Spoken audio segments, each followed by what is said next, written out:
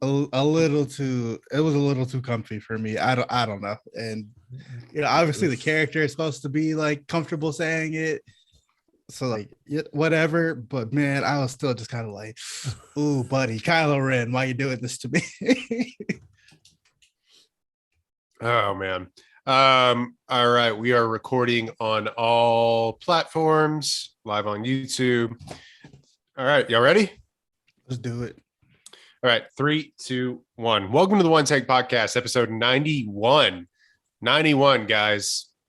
On our way to 100. Well on our way to 100. We might get there. This is a college football podcast this week. We're all winners here. Yes. Everyone is a winner. Everyone is a winner, including we all Texas. Have a head coach. Not Oklahoma football, but they're not present on this podcast. LSU, what are you doing? What are you doing, LSU? You can't. Lincoln didn't want to play in the SEC. What more could they do? Coward. Quite literally, he said, "Oh no, I'm not going to get the shit beat out of me unless it's in the first round of the playoff. Like I'm good." Like if I'm going to lose to the SEC, I'm going to make it look like I tried to get there. But all my fans are already happy with my performance. It's not going to be in the beginning of the season. It's going to be at the end of the season. Yeah, and like worst case scenario, I'm going to the Rose Bowl. Shit is beautiful. Like if you don't know, if you're breaking news, by the way, Lincoln Riley to USC. I'm happy that we got to break that news for you. Incredible content. During Bedlam, Oklahoma versus Oklahoma State. Oklahoma State played Colin Baton Rouge like during a timeout to fuck with Lincoln Riley. Whole time, this man was going back to Cali. You love to see it. Yeah, just the literally, I'm not going to be here is that meme. Incredible content. So we're all feeling good. We're all feeling healthy. We're all feeling great. Feeling great and COVID free. Oh, good. Awesome. I'm very thankful, Yeah, Thanksgiving. Ate way too much food. Tej didn't eat until 9 o'clock. Oh my God. I ate early for my own. We ate at like 6:15. It's way earlier than I expected. I was very happy with my Thanksgiving. Tej getting roasted for stirring on Twitter. I walked in the kitchen. I stirred every pot. Cooking this food. That just fits your Twitter life too. You'd be surprised how many DMs you get from women saying, "Oh my God, I didn't know you can cook like that." Well, of course I can cook like that. Man, you were throwing sweet potatoes and shit all over that stove. You were. I wasn't even like you're like I'm cooking the food and it's just like going everywhere. I wasn't even. Jesus. I can't say I was my most stuff during these videos, but the videos did happen. All right. This week on One Take Podcast, we are reviewing King Richard, the new Will Smith movie, the actually good Will Smith movie. Who, guys, who would have thought? He's back. He did it. fucking back. We all, many of us said that Will Smith, he can't do it anymore. He really, that guy, Will Smith, doesn't have it. Hashtag Wash King. Wash King Richard. Wash King Richard is amazing. He had the underdog story of that is Will Smith at this point, guys. He started from the bottom. Now we're here. The underdog story of Will Smith. Well, like being completely honest, how long has it been since Will Smith made a actually good movie? It's been a long time. It's been since Hitch.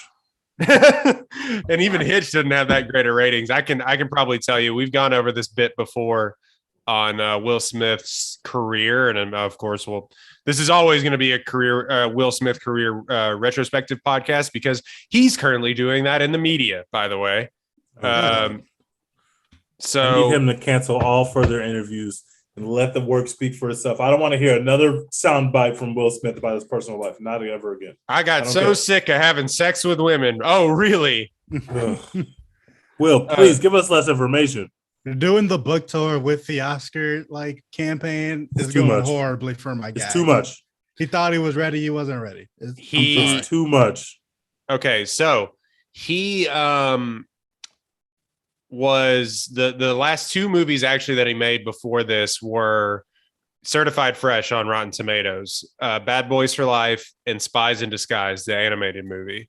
Bad Boys for Life is fucking awful. I don't care what anybody says. That shit is ass. But listen to this run. Before this, he had Gemini Man, Aladdin, which wasn't certified fresh. People still enjoyed him in that role. Bright, Collateral Beauty, Suicide Squad, Jesus Christ. Concussion, which take it or leave it, I guess. Focus, which take it or leave it, I guess. Not rated. After Earth. I think And Focus is fine. It's not Focus great, but fine. I think it's fine. But yeah, the last certified fresh movie before Spies in Disguise that he made, where he was the main star, was Men in Black 3 all the way back in 2012.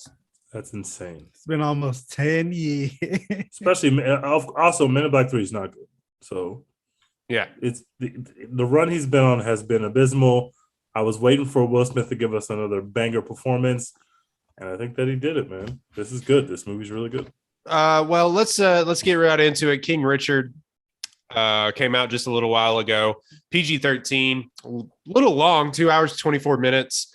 7.6 on IMDb right now. You can go see this movie in theaters, but if you're like, I got to be honest, I had to watch this on HBO Max. It was just one of those things. This is a movie I would recommend you give the creators their money, but this is a movie that you can't give Will Smith your money because he needs it. This is definitely a movie that you can watch like at home. You know, it's a biopic. Pretty standard. I think some of the tennis shots look well. We'll get into it. But a look at how tennis superstars Venus and Serena Williams became who they are after the coaching from their father, Richard Williams. Directed by Ronaldo Marcus Green. Written by Zach Balin. Stars Will Smith. Is it Anjanae Ellis? Yeah. Anjanae Ellis, John Barenthal, Sanaya Sidney, Demi Singleton, Tony Goldwyn are the main players here. Demi Singleton as Serena, Sanaya Sidney as Venus Williams, and of course Will Smith as Richard Williams. This has a 90% on Rotten Tomatoes. We were just talking about Rotten Tomatoes score. 98% 98% audience score. People really like this movie, man. Nice. Damn. Yeah, people That's hot. really like Holy this movie. shit. I don't think it's making a ton of money. It's so not. far. None of the Yeah. HBO movies are. No, it's only grossed. Ooh, shit. Not a huge budget. $50 million, probably all like financed, honestly, by Will Smith and Venus and Serena and all their production company. Only making $16 million worldwide. Which probably is going to be one of the lowest for Will Smith ever, like to date. Wow. I would Yeah, imagine. Probably. I would imagine. And because of the HBO Max thing, I mean, this is a movie, like, just to be honest, this is just a movie that you won't miss a ton by not watching it in theater. It's not Dune. You know what I mean? But yeah, so It's not even like Ford v Ferrari or something Right. like that. That's Yeah. a biopic, but it's like very cinematic. Like it's tennis. Like I like that comparison. Like this is definitely I watched this on HBO and I did not feel like I missed out on anything by watching it on a regular TV at home at all. Yep. All right, Dex, go ahead. Give your review, letter grade. You know the drill. yeah. So obviously I was excited about this movie because like this is Will Smith's Oscar chance. It's like his last chance at like winning a Best Actor Oscar, we think. And so people have been talking about it, hyping it up, since it premiered at award shows and all that. And I actually really liked it more than I thought I would. I was like, I don't know why they're making a movie about Richard Williams. Like a lot of people have made the comment, oh, why didn't they make it about Venus and Serena? Like it's about them or whatever. But when you actually watch the movie, you're like, oh, this makes sense. Their dad like did all of this shit to make sure that happened. Like their dad was the one that basically got it out the mud and like put them like on this trajectory to be stars or whatever, like from the jump.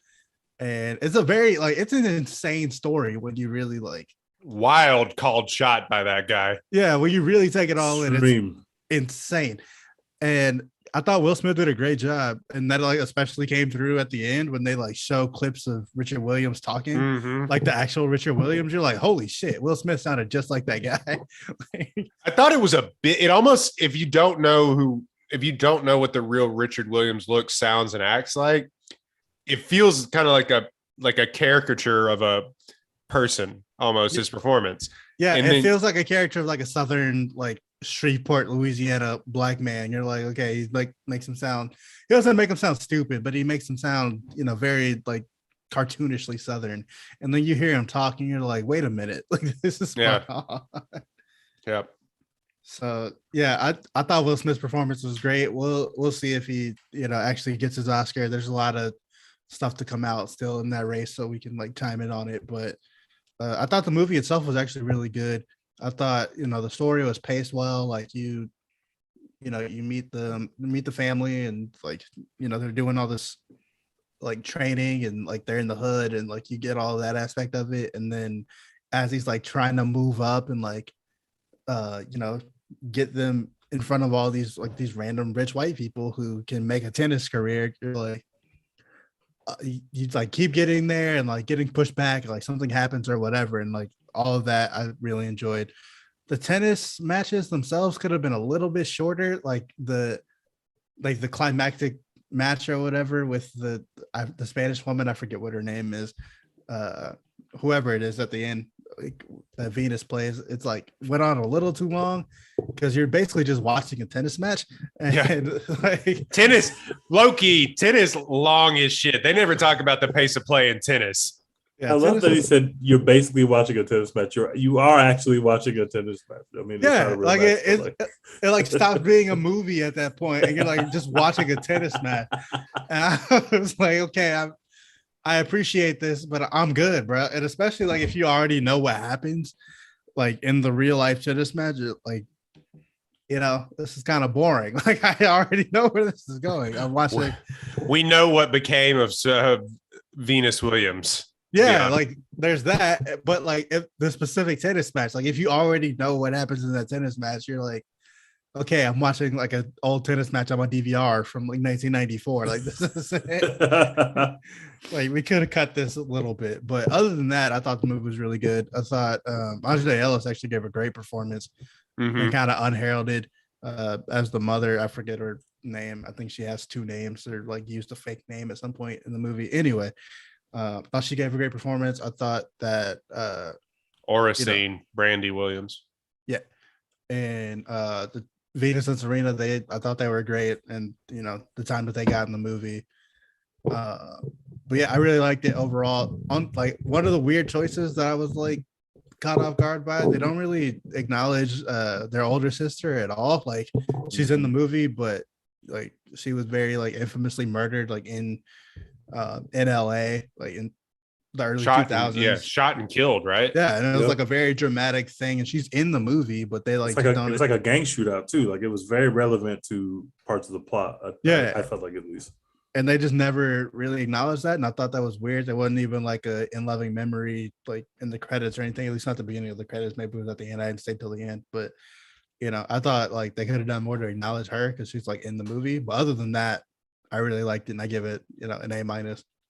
Yeah, they go out of their way to really, mention how smart and talented she was, especially like she's a valedictorian and she's staying here. And then they just don't mention it ever again, Yeah. which, their choice. I mean, the Williams sisters, spoiler alert, if you haven't seen this movie, they were one of the main producers of this film too. Yeah. So they were hand in hand with it, but it is an interesting choice.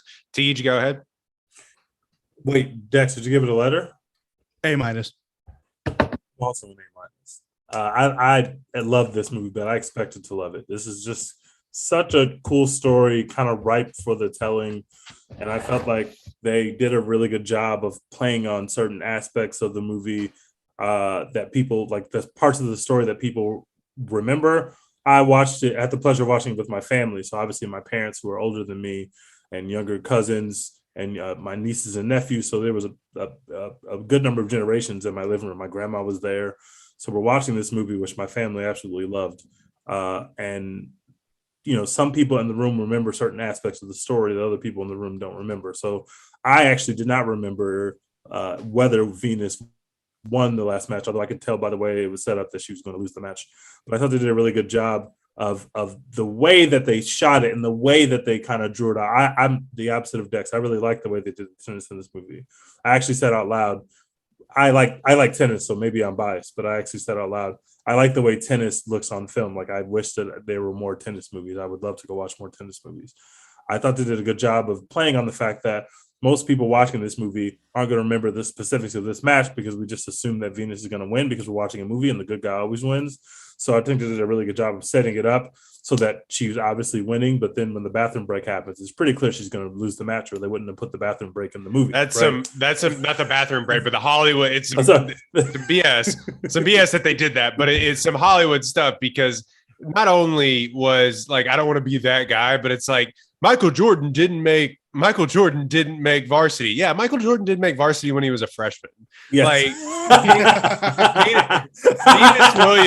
Venus Williams was 14 playing the number 2 person in the world, and it was the semifinals. Like it's not as climactic as they make it seem, but yeah, I agree though. It is very cinematic, and that's Hollywood for you. You know what I mean? It was already very clear that she belonged there, just the fact that she's even on the floor with this person. But yeah, I think they did a really good job of making it into a Hollywood story. However, there were some parts that were weird. I obviously had a really big issue with not mentioning the sister because I felt like there was such an easy point to make there when you start the movie with her being accosted by what I assume are gang members. I assume they're supposed to be gang members. So she gets accosted by these gang members, and Richard tries to stop her or to stop him and gets beat up. It seems like a perfect way to circle back and say this person actually died as a result of gang violence. Not only that, they have a drive-by shooting in the movie. Yes, like literally in the movie, there's a drive-by shooting. And I also found it very weird that if we're going to go through the whole process of telling a story and this guy gets killed right before Richard kills this person, which I would love to talk about further in this episode because I have a lot of thoughts about that particular scene. And that I was like, what the fuck is this? Heavy for this tennis movie. Holy shit. Extremely heavy.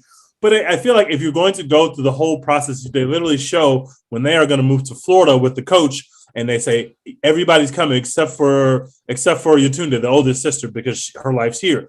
I thought when that happened, there's definitely going to be something about the sister at the end because they can't just leave that.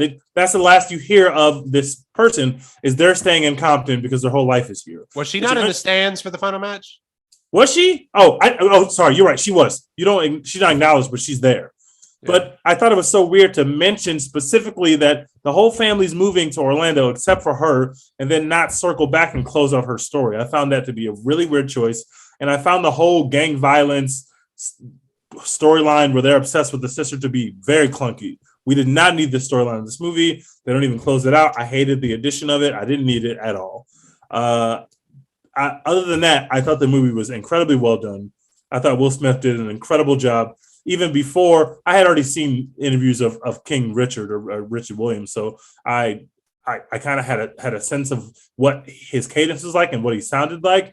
I thought Will Smith did an incredible job of those moments where he would say something that would be awkward to you or I if we said it in a room full of people, especially people that are relative strangers or people that are trying to give us something or people of influence. Yeah. The way that he would speak to them, the way that he would impose himself in the coaching, if in the wrong hands, the performance isn't as good as Will Smith makes it.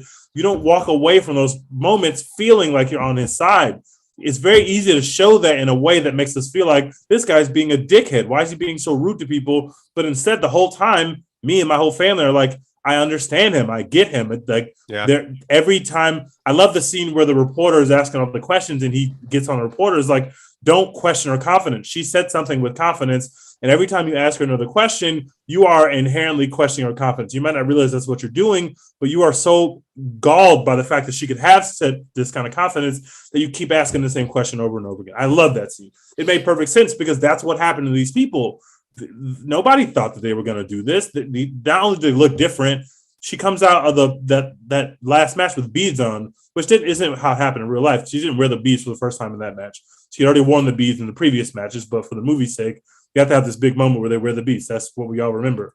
So, not only do these people look different, not only is it crazy that these people can even be here, of course, people are doubting them. And I thought they did a really good job of trying to show the kind of subtle ways in which these kids, these literal 14-year-old kids, are being doubted by these people that are people that they might look up to or people that they've seen on TV. And these people are just inherently doubting them, maybe without even realizing it.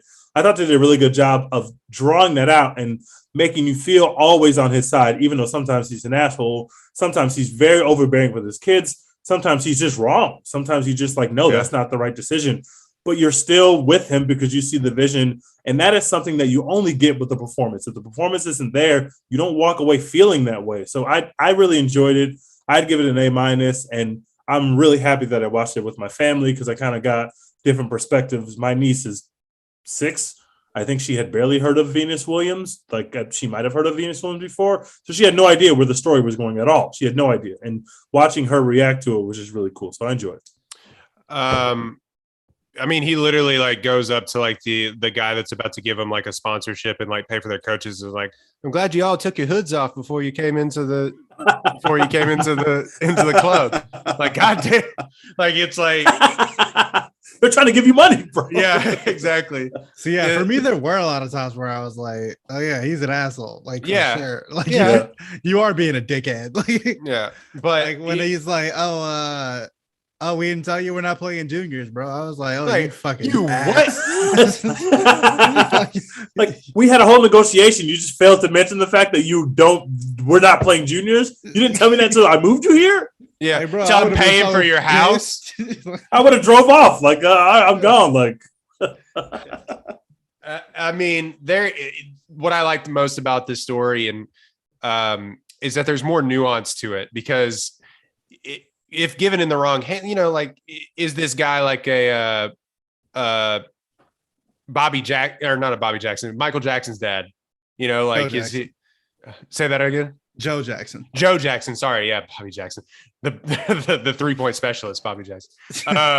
No, is he like a Joe Jackson character where it's like, he just beats his kids into stardom. You know what I mean? Like, no, it's not. It's more nuanced than that. It's like, yeah, he worked the shit out of these 2 girls and obviously the rest of the girls too, that he was the father of with his second wife, because man, this guy had a lot of kids too. Yes. But like, there's like 7 of them aren't mentioned in this, but like, if it's more nuanced than that. And I really appreciated that because yeah, he worked the crap out of these kids more than like probably most kids should be worked, but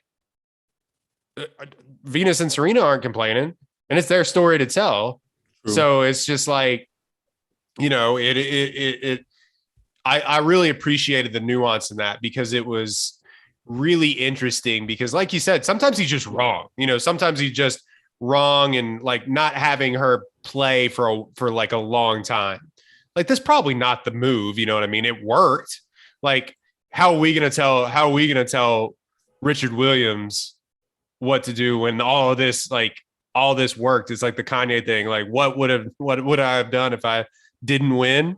Like, I guess we'll never know. Like it just literally is one of those things that, okay, you can say that he was really tough on these girls and all this stuff, but he literally willed this into existence. Yeah. Is that right or wrong that he chose these 2 daughters to be these superstars? I don't know. Did he profit off of his kids? Yeah, absolutely. Definitely.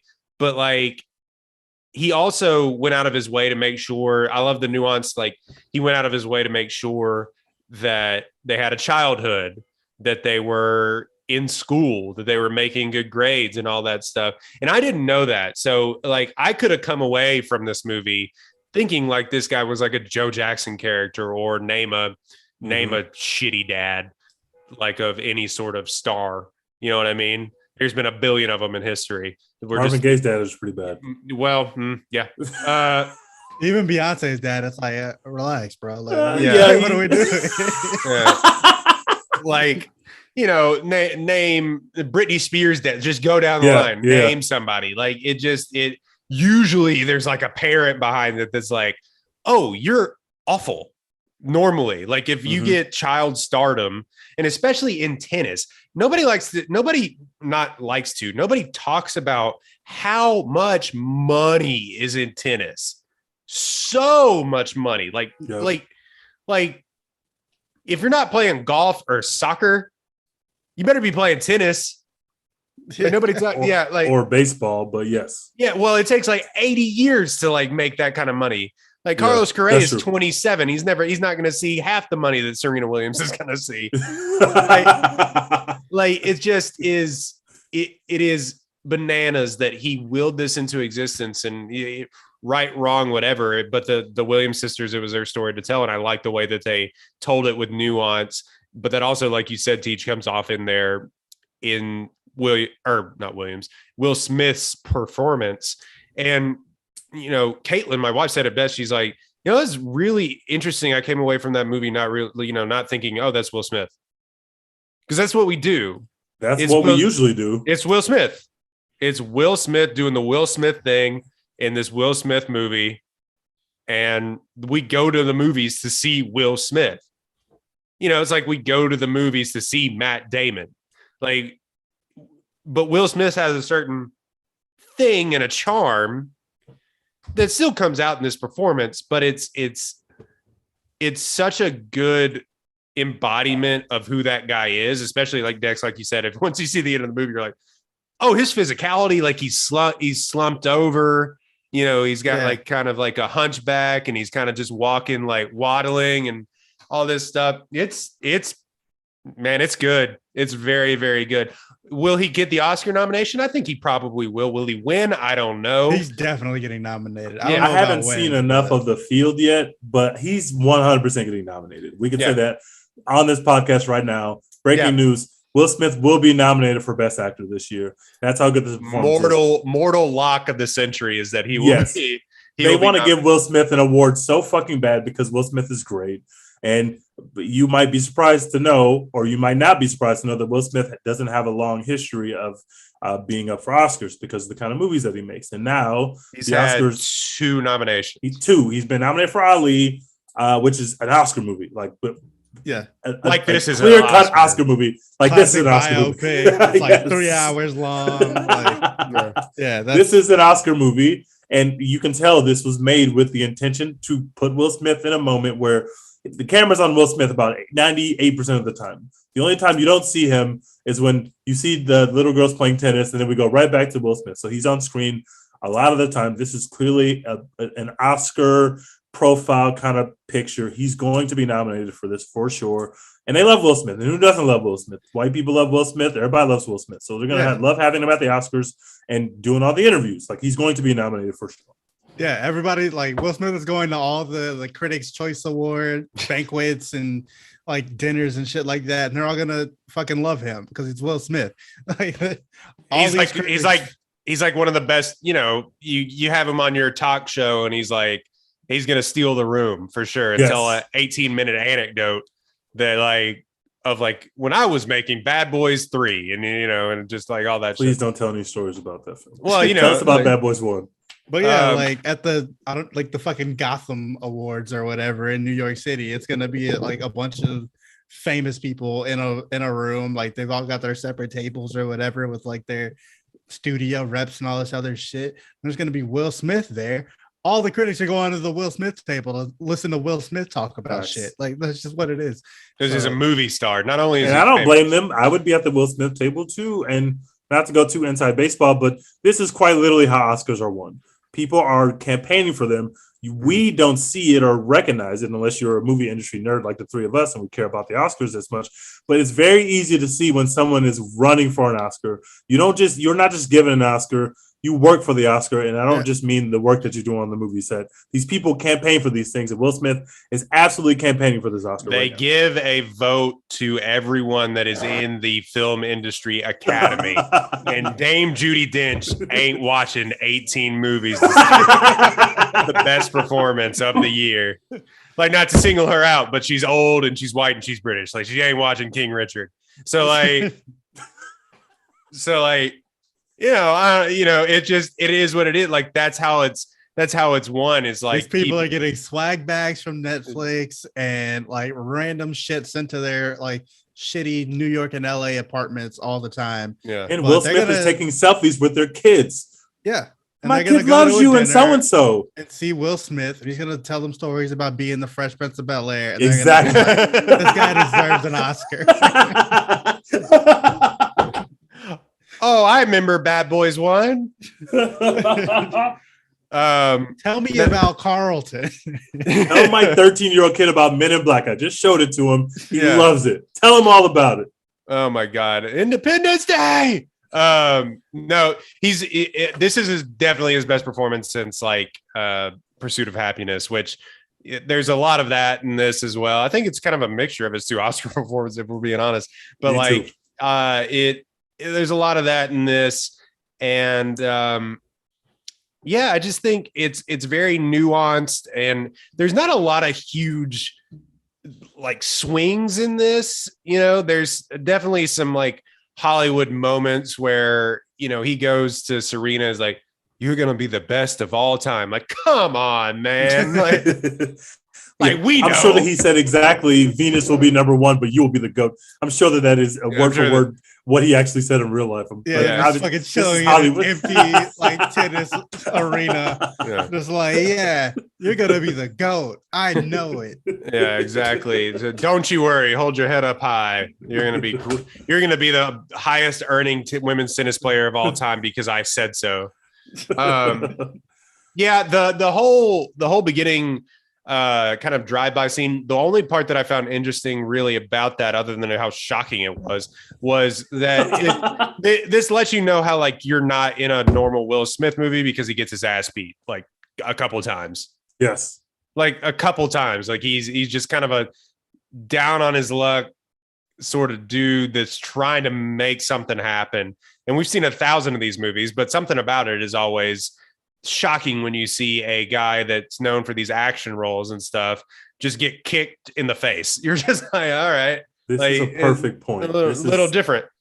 And what makes Will Smith is that he is or was an action hero with moments of extreme sincerity on screen. And you just took the words out of my brain. This is literally the Ali performance mixed with the Pursuit of Happiness performance. The reason why people like Pursuit of Happiness is quite literally just because Will Smith is in it. It's not like it's a special story or a story that we haven't heard. He was able to give us so much sincerity in his performance that it made us run to the movie screen.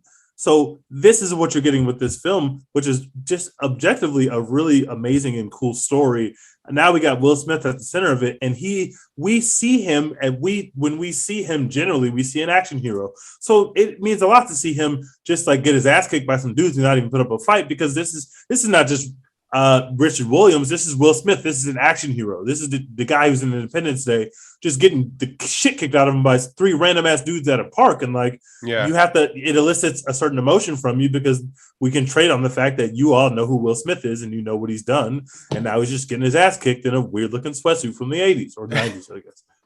Short ass shorts. I gave this movie also, guess what? An A-. I thought it's close to a B+, but I would kind of side with like Rotten Tomatoes. It's like a 90. Like I would have had to give it like a number. Like there's several things that, it's a little too long. You could have just called this the Venus Williams story as well. Because there's a lot about her, which is fine. Hey folks, people forget how good Venus, the number one tennis player, Venus Williams was. That helps the movie, by the way, because people really, it's so Serena everything now, and Venus is older. People literally forget that before Serena took over the world, Venus took over the world. Like she was everything. Yeah, she was like, she was on the cover of Sports Illustrated and all the Wheaties box and everything else. She was the number one player in the world. She's won 5 Wimbledons, I think, 4 Wimbledons. Insane. Yeah, like if her sister wasn't the GOAT, she'd be like in the GOAT conversation. Yeah, like so it really is. Some of the back and forth race stuff is like it isn't on the nose. Like it's needed because like look, the only African American tennis player was like Arthur Ashe, like, so it really was, and especially two girls from Compton, with an abrasive father, like it definitely turned a lot of these country club white people off. So it's a story worth telling, but some of I don't know, they didn't do a lot of the race stuff. Really, the one thing was the meeting between the two guys at the country club where he's like, "I'm glad you took your hoods off," and he farted and shitted, and then got him thick looking motherfucker. Yeah, they made some jokes about it. He said, "No, is he the cops? No, he's just white." Yeah, like it just they do the whole thing where CPS comes over and like that's like very uncomfy because of race. But like other than that, I mean, it was like I think they did what they needed to do in that department. Well, did they do the LA riots thing too? They didn't go into the riots, but they did the Rodney King. They did show him seeing it and reacting like, "See, that's why I'm doing this." It was like very clear, like I got to keep them off the streets. Like it was just more motivation for him to keep them off the streets. Not just the tennis players' kids, but like all the kids. I think showing the fact that he's hard on all the kids is kind of what makes him different than Joe. Well, one of the things that makes him different than say a Joe Jackson, or we all know or have seen the overbearing sports father story. We all seen He Got Game, right? Yeah. So like we've seen that, and you have to differentiate for him. And the way they were able to do that is to show he's not just hard on these women because they play tennis and because he cares about tennis. He was hard on all his kids like that. You got to study. And in the CPS scene, you get to really put a crescendo on that when he's like, I got future doctors and lawyers and tennis pros in this house. And he says tennis pros last. So he says, I have doctors and lawyers in this house. So it shows that he's trying to push all of these kids, or at least the ones that live in this house. We're not going to talk about those other kids. Yeah, all the kids that live with them, he's hard on. The rest of them, he's trying to push them all to greatness. Hey, the rest of them, they are wherever they at. Like, that's none of my business. But they got to get it how they live. My name is Paul, and that's between y'all. I just, the story, of, like I said, it's the Williamses to tell, but it's also like you had two kids by this woman who, all right, I'm gonna take these two kids. The three kids that you had by that other dude, they ain't gonna be tennis. Yeah, they ain't gonna be tennis stars. Like, but they can come to Florida, but like this ain't about them. Like, don't get it twisted. They can come to Florida with us. Yeah. I don't know, man. It is a crazy story, a crazy called shot by that guy. We can go from the beginning, but TG, you wanted to talk about the whole gang violence shit, right, because it takes a crazy dark turn in the first third of the movie before it starts to like, I don't even know how to, because it doesn't, like, it picks up definitely because money and all that stuff, but like it takes like a wild turn, like it's going to be a dark movie. It felt so unrealistic to me. Like, go ahead, Teach. That's what I want to talk about. Let's get down to brass tacks here. Let's say that the story actually happened exactly how it's presented in this film. Richie Williams was on his way to murder someone after this person had offended him in such a manner that he felt like the person should die for it. He shows up to murder this man, and somebody shoots that man right before he could murder said man. Let's take it from the premise of this is a true story. I have a couple issues. And then I have a couple issues if it's not true, but we'll get to that later. First of all, okay, let's say this is a true story. Why would he not be investigated by the cops? Here's the evidence that we had against him. Everybody saw him get beat up in the park by these gentlemen. One of those gentlemen turned up dead at the same time where someone could have spotted his busted-ass bus at the scene of the crime because nobody else drives a car like that. And the cops never showed up to this dude's house. Everything points towards you. I've seen a couple episodes of Law and Order. I know that the cops in LA, especially the cops around Compton, are going to throw him in jail and figure it out later. Okay, let's assume that the story is not true. The other gang didn't snitch. Let's assume the story is not true. Let's assume that this story never happened. did Richard Williams actually kill this person? And it was written in this way so that we could not talk about the fact that Richard Williams has murdered someone. I did not understand the inclusion of this scene in this film. It made me have way more questions than it made me feel like I had answers. I didn't understand why that's appears in the movie at all. Yeah, were they just like, we got to get rid of this gang member? Like, this just can't. This story has to end right now. Like, we're done with this. We got to kill this guy. Like, that was so fucking. Yeah, because the weird. other gang members come back and they're just like guarding the tennis courts now from intruders. Like, hey, you're winning now, so we got you. Like, that other guy's dead. Don't worry about it. We Yeah, got they you. were now. just like, hey, yo, who this white man that's put you at the tennis court? That's not normal. That can't happen. White people playing tennis? That's What? suspicious. That's weird. No, I didn't.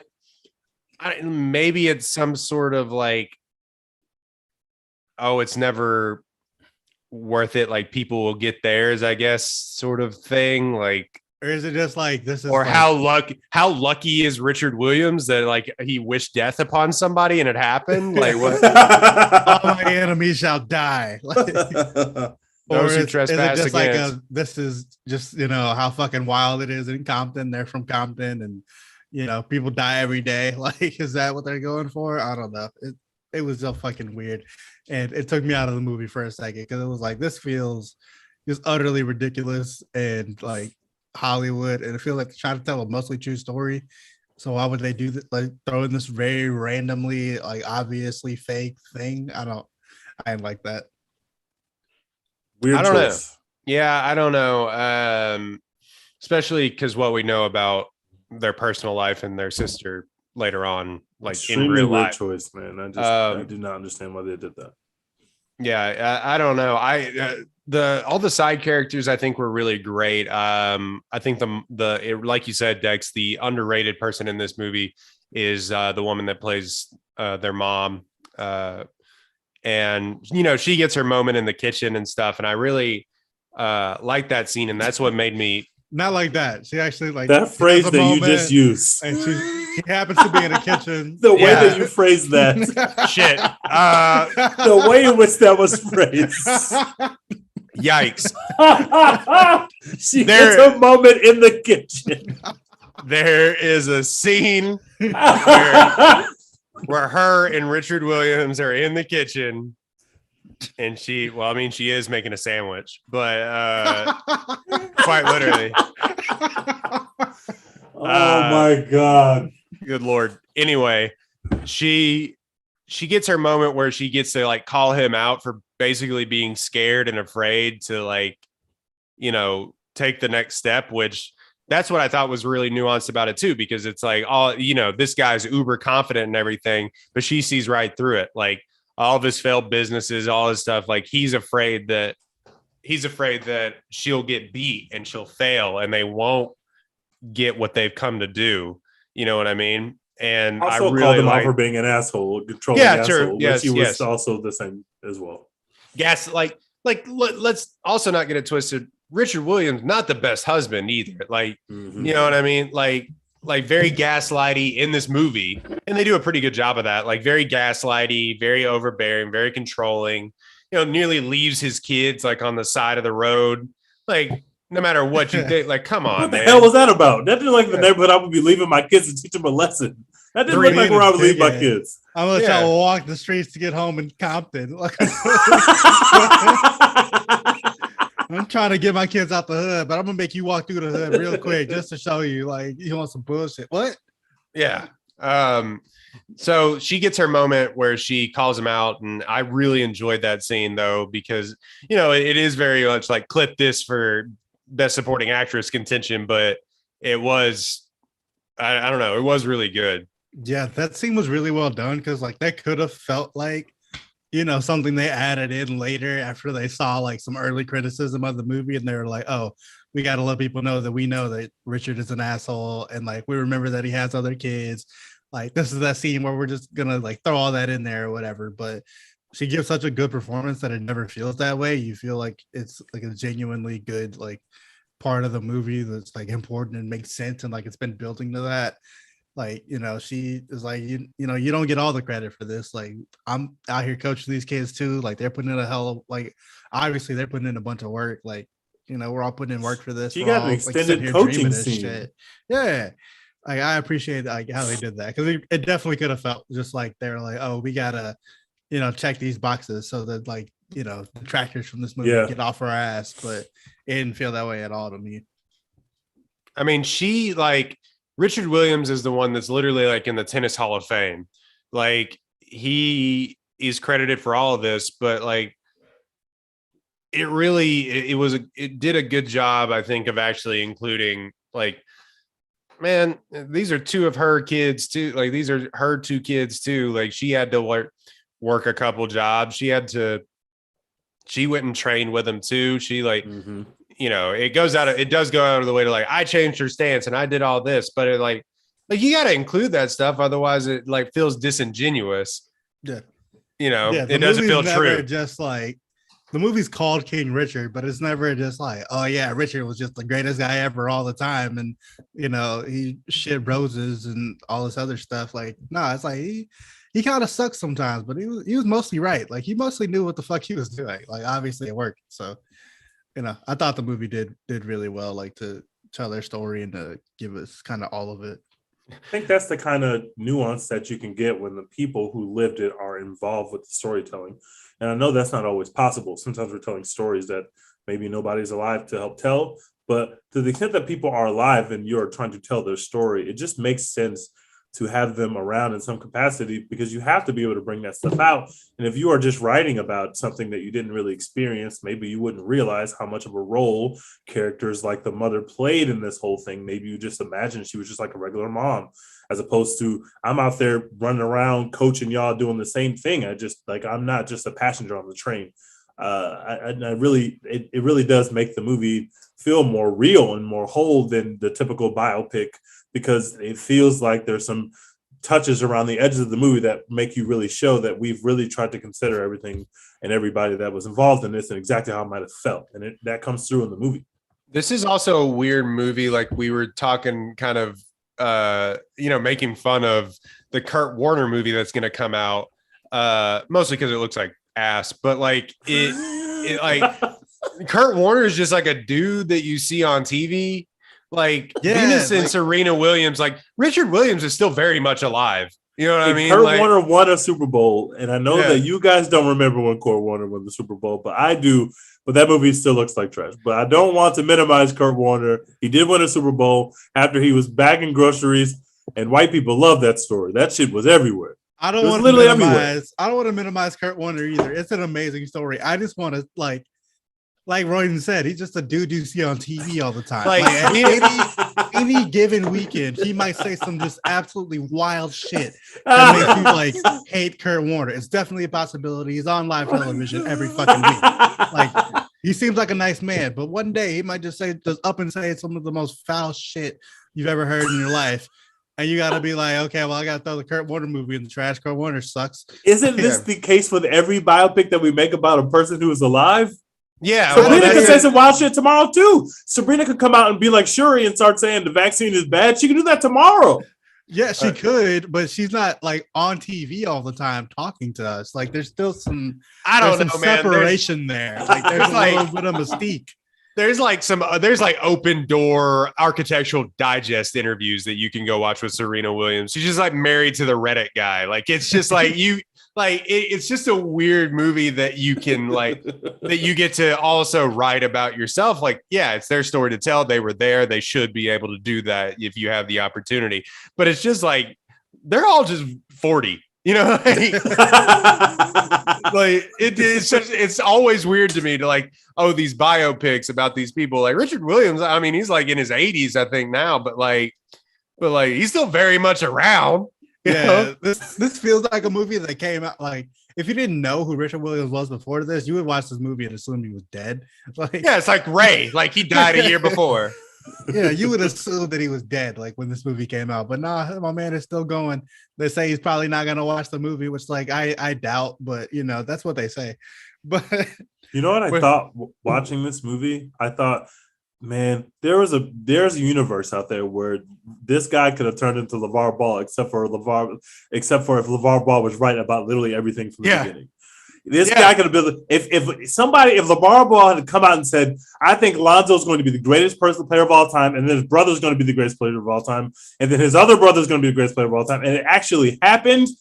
Can you imagine like what that would have been like? Richard Williams was obviously a very outspoken guy and offended a lot of people, but he was not a troll like LeVar Ball is. Thank God. Because there's a universe in which he could have done that and been right, and he would have been the most hated black man of all time, which is a very weird list to be on. Richard Williams having social media like as Venus and Serena are trying to come up would have been bad. Insane. Well, I do want to ask y'all like about people being involved in their biopics, because I actually don't like that as a general rule. I feel like that shouldn't be the case for most stories. Like obviously with like Venus and Serena, like it works, it helps the film be better or whatever. But I feel like there's a lot of like most people who unfortunately, sorry, go ahead. Most people who are worth making biopics about, there's some things that like they just cannot be honest with, like. And like they just can't like possibly tell you the best like version of that story. Like the Mike Tyson movie that's coming out. Mike Tyson is like supposed to be like heavily involved or whatever.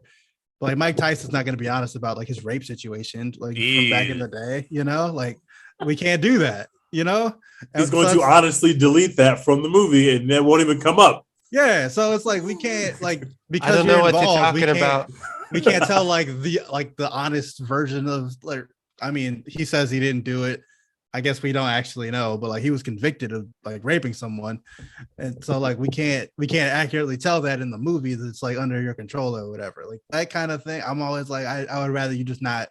That is not very tricky. A lot of times, unfortunately, the only way that you get access to these rights of these person's likeness or life, I think, is like in I don't know, with their estate's approval.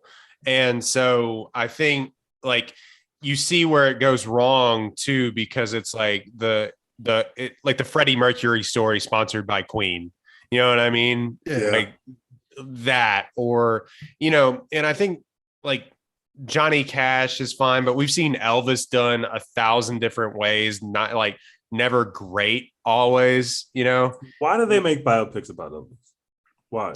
I don't know. Elvis, like as a person, is white. very, very interesting to me. Like the cool thing about Elvis, if you even like Elvis at all, is just the music. Like I don't need the story. Like, but yeah, I mean, we've seen like you don't always get like a lot of true details, and then sometimes some of these things come out and they aren't sanitized or some things they take out, but like they aren't sanitized because the guy was like, I was a raging piece of shit.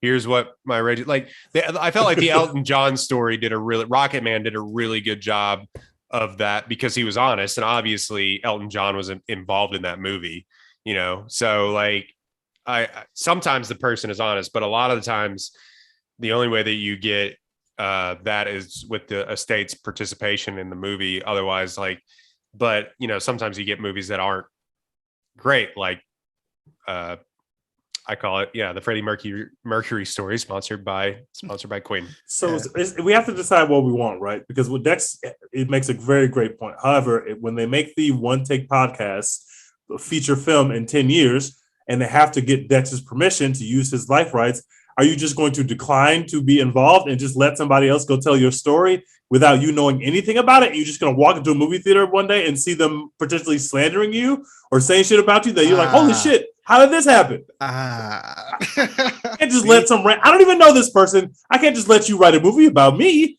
I don't know what the hell you about to say. I don't know who the hell you talk to. I can't have you like sifting through hours and hours of my tweets to be like, okay, this is the Dex Hint story. Like nah, somewhere around the 75th podcast, Royden started gaining 30 pounds. How did that?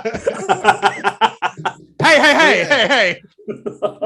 But I think there's got like, I think a certain level of involvement I'm really cool with. Like, obviously like interview these people, like get their side of it or whatever. But when it comes to like them having like control or whatever, or making like autobiographical films, being the producer is a whole different thing. Yeah, you are literally the producer. Then like obviously if something is place in the movie that maybe Venus or Serena wouldn't have liked. All of a sudden now it's like they're not going to produce my film if this part is in the movie, so we just got to nix it, and that does create a weird definitely a weird conflict of interest there. Yeah, like The Last Dance was incredible. I loved it, but also like Michael Jordan was heavily involved. Like they can only say certain shit about Michael Jordan. I was just going to use that example because that shit fucking banged. I don't care that he was involved. I care that I had 10 hours of the most fun of my life at a time where I really needed some fun. That's all I care about. Yeah, Really so it's a weird line. Who cares about the truth? Yeah, fuck it. Like, but Scottie Yeah. Pippen. like you can't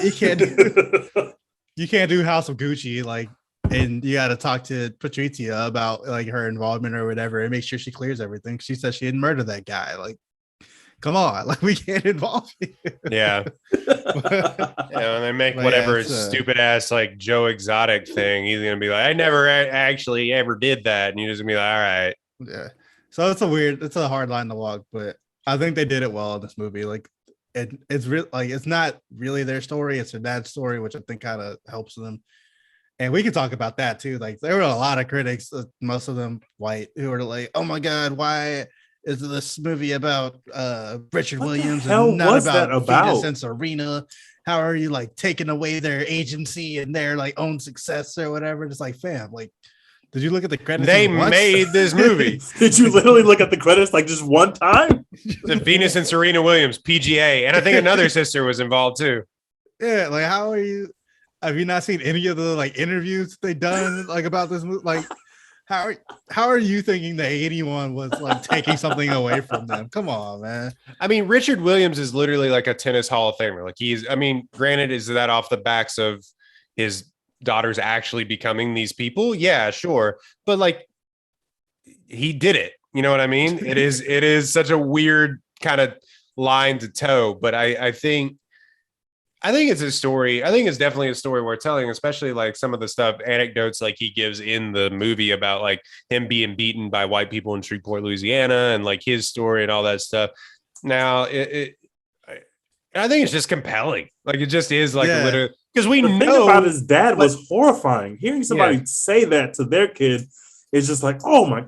Imagine what kind of trauma that would put on a person. Like your dad is watching you just get beat the shit by these people, and he's the cause of you being here anyway, and he just runs away. Like I couldn't imagine something like that. And he's a compelling character. Like even this wasn't true. None of this was true. Somebody just wrote this from scratch. Wrote King Richard out of the confines of their mind somehow. That is such a compelling character with demons and obviously like stuff he hasn't dealt with and that he's using to like funnel into his kids and all that. It's just layers on layers on layers. So it's a compelling figure to like make a movie about. But and there's only like, if you're gonna tell a Venus and Serena Williams story, I feel like that's very hard to do well in a movie at the same time. Like, because like Richard, obviously, like, you know, there's a lot that he's overcoming. Like, obviously, that's how the whole movie works. But with them, it's like, okay, they were poor, they're black, they're playing tennis, and now they're really good at tennis. no, they're great. Yeah, and that's it. We know. Like, that's We not know. a movie. That's not a movie. I mean, and quite They literally, were poor, and now they're Oh really my great God. tennis players. Like, that's not a movie. that's not a movie. Like, you can't just do that. Like, that's not. or at what least we're it's a here for. movie that you would have seen in like the mid 2000s. Like now On the Lifetime. yeah, now the black swim team is going to go up against the white swim team. Like swimming, like it's just like, or you know, what was the one thing like the spelling, like the black spelling team or whatever, like, or Oh yeah, debater. Aquila and the Bee. or yeah, the great debaters or whatever it Oh was. yeah. Yeah, so it's just like one of those things where it's like, you know, they were poor, now they're not. They're also black and they're playing tennis. It's why Yeah, Remember the yeah. Titans works. It's not necessarily about like you got to show us the journey. Like we have to see that these people have went through something. Just being like, oh, we don't live in the best neighborhood and all we do is play tennis all day, isn't that compelling without showing me more. Remember the Titans, you're seeing it up. You kind of see it up close. You kind of see what they're dealing with up close, so that by the time we get to our big superhero moment at the end, you've seen them go through enough to be like, okay, now I'm really rooting for them. It feels really good when they win. So I thought that this movie did a great job of that, when obviously what they showed wasn't a win, but then when the movie ends with Venus walking outside the empty stadium and there's people out there, I didn't like do a full on boohoo, but I got teary eyed. Like it moved me that much when that happened. That's the kind of thing you can only get. You can only evoke that emotion from the audience if they have a vested interest in what they're seeing, and they don't have a vested interest in what they're seeing unless we've seen what this person had to get through to get here. And I thought they did an amazing job of keeping that in the front of their brain as they wrote this script. I was floored by it. I thought it was really good. Also, quite literally, you're still writing mostly Serena Williams' story, like Venus and Serena's story. Like, we all know it. It's all still going on. Like, they've been at the forefront of mass media in tennis. Like even the more, like, I don't know if tennis is ever going to be as famous if it was maybe like in the 90s, but it's only gotten bigger, really. Like, we can say it's not as famous, but they're still making millions of dollars, and they're all like, their sponsors. The sponsorship shit with this is crazy. You know what I mean? Maybe tennis reached its peak, like basketball was reaching its peak in the 90s too, with all of this, and they had a hand in that. But their story's still going. You know what I mean? It is insane to show a family who comes from nothing and have never had anything look down the face of a Nike executive who's offering their 14-year-old $3 million. We've never had a dollar. They're offering me $3 million. Obviously, he made the right decision, and being away from it and being able to see it as somebody else's story, it's very easy to see, oh no, if they're offering you $3 million, that's because they think you're worth $10 million. You got to say no to that, because even if you go out there and just compete well and it just looks cool enough and it just gets enough attention, Nike's going to pay you the money. But from the inside of that, turning down $3 million is still turning down $3 million. We see athletes who have already made money turn down deals or take deals all the time that we know, as people watching the sport, they should take. These people had nothing and they turned down $3 million. It's insane to watch that happen. It was the wrong deal. They were right to turn it down. I just like no, not at all. I mean, yes, but no. Yes, but also no.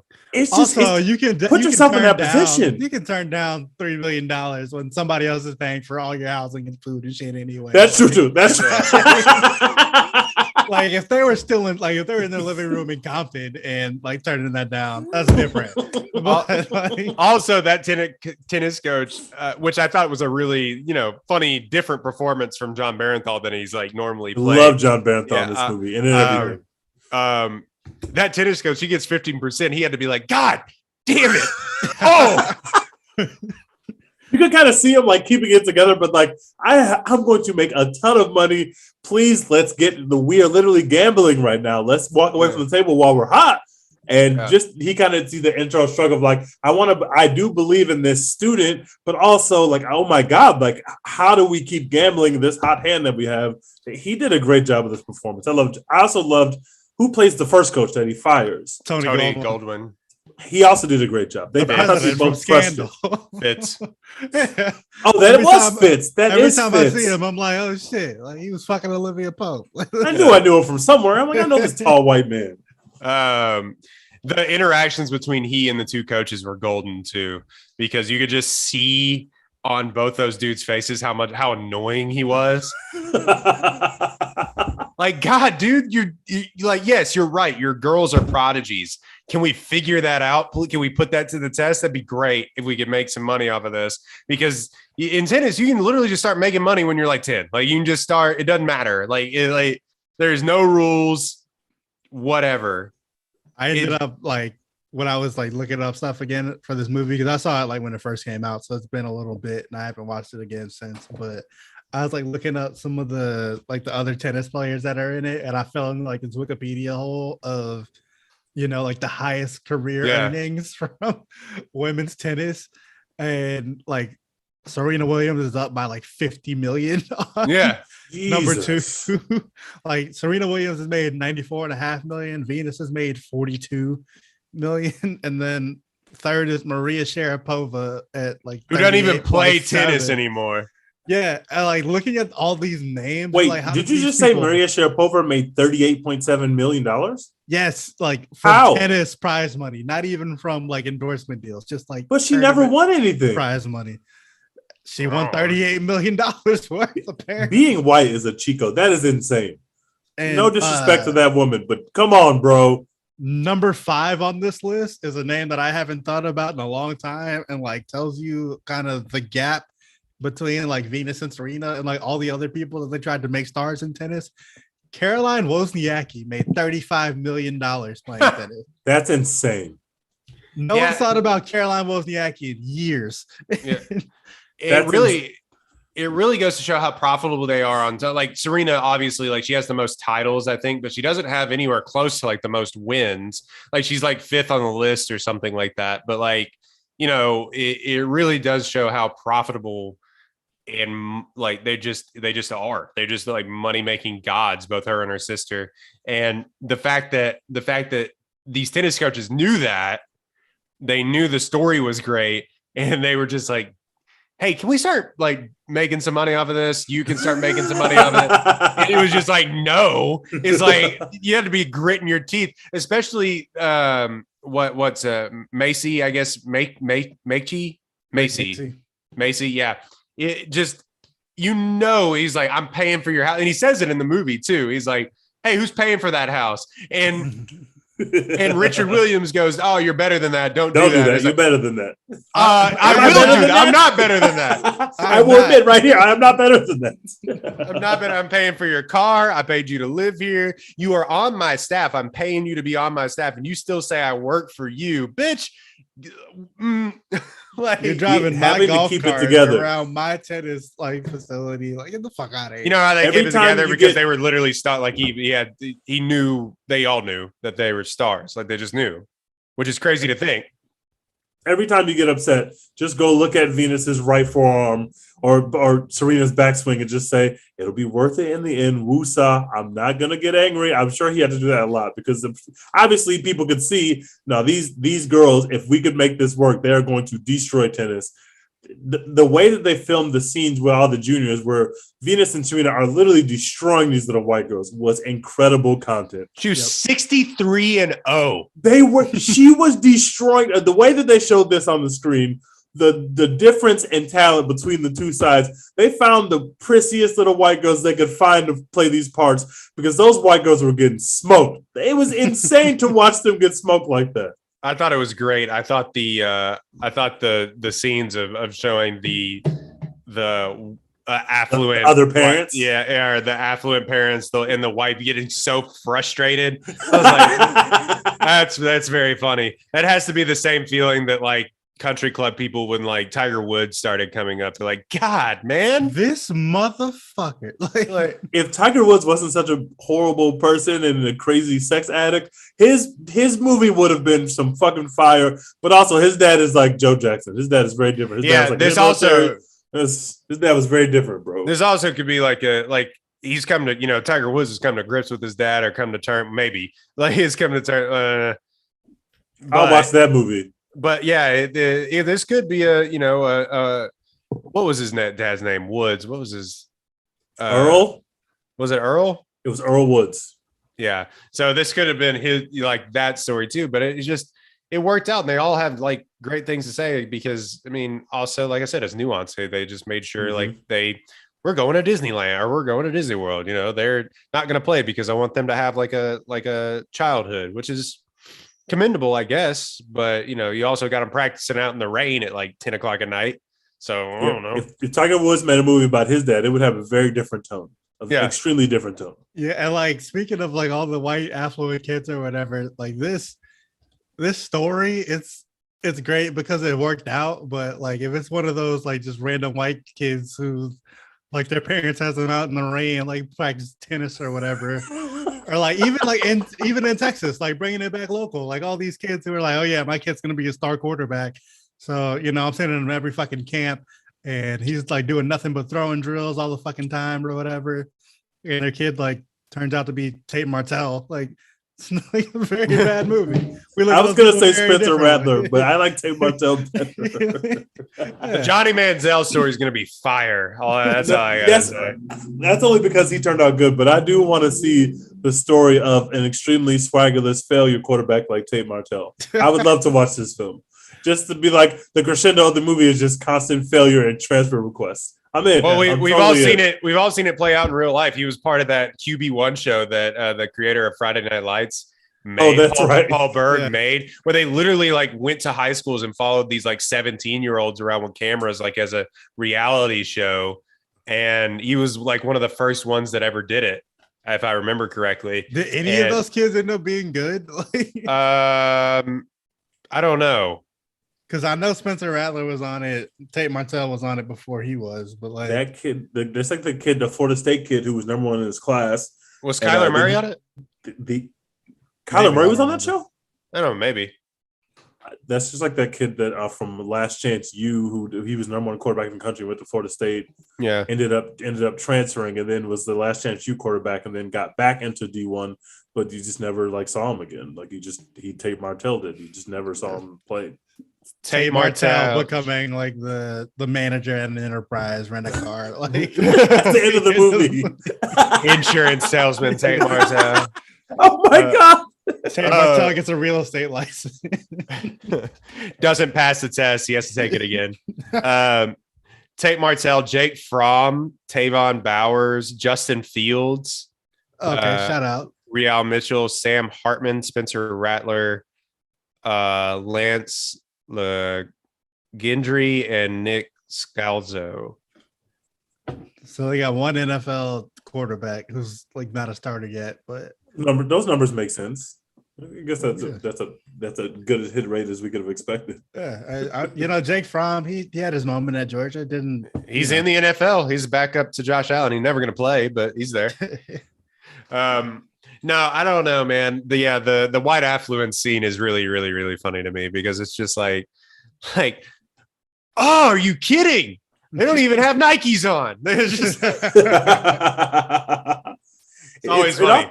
It also hits on a cultural touch point of like there have been moments in the career, famously publicized moments in the career of both these women where they have kind of rubbed against the white, very affluent culture of tennis because they're different and there becomes problems. When Serena is yelling at the umpire or when Serena is being a little bit too aggressive, it becomes a big deal because of who these people are. So kind of the things they're touching on in this movie, people, Serena Williams is doing the crip walk at a tennis event. And then like a month later, when white people realize that what the crip walk refers to, now people want to talk about the fact that she's doing gang dances when really she's doing a dance on whatever the version of TikTok was that if it existed at that time. She's not in a fucking gang. She's just doing a dance.